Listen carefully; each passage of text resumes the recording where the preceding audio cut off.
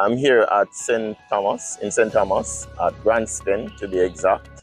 We have a case of triple fatal shooting, which really started at an area they call Poor Man's Corner in St. Thomas. The information at hand is that a businessman went to his premises this morning about 4, where he observed a vehicle parked close to the business facility, pretty unusual, and so he proceeded to check out what was happening. On his approach, he was fired on by men entering that vehicle coming from his business facility. He returned fire and alerted the police. The police team was very quick on the scene.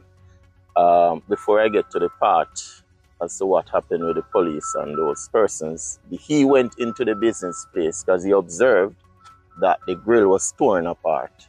When he entered, he was attacked by a man with machete. Apparently, he was left on the inside and he had to take steps to defend himself. The police was quick on the scene, got the description and details of the vehicle, and they pursued that vehicle into the Grand Spend community. When they entered the Grand Spend community, they saw a group of men. 2 vehicles were parked along the roadway.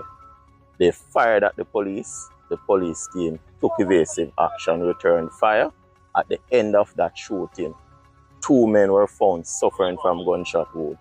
A 9mm pistol with 1 magazine and 5 live rounds was taken from that scene. Those men were rushed to the hospital where they were later pronounced dead by the doctor on duty. What I can say so far is that these men seems not to be from this area.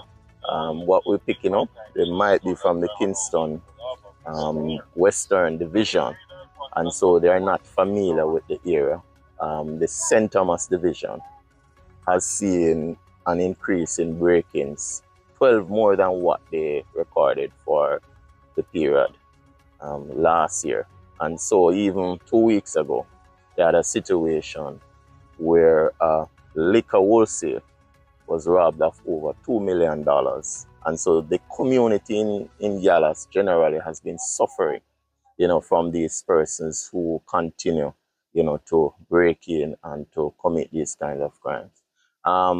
What I'm seeing so far, it's good coordination and response, by the business operator and the police, to kind of bring a resolve to this situation. Very unfortunate that we still have persons so empowered to try and take on the security forces.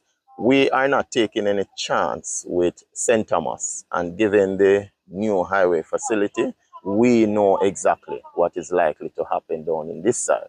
And that is why we have situated some teams along the main highway to have coverage and to can give us that kind of response. And I'm going to issue a warning to criminals moving into St. Thomas.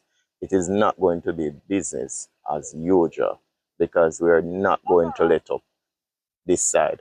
I want to just encourage and reassure the citizens within these parts, that you have the full support of the police here. Commander Byfield and the team, they are working very hard to keep you safe, and I have all confidence that they will continue to do so. We have a full mandate from the High Command, and we're going to carry out that mandate without any form of distraction. All right? I understand that some of the men escaped. Is that true? Can you confirm? Right. So that's the information we have. About 3 persons ran from this location. So we suspect that, there were others involved.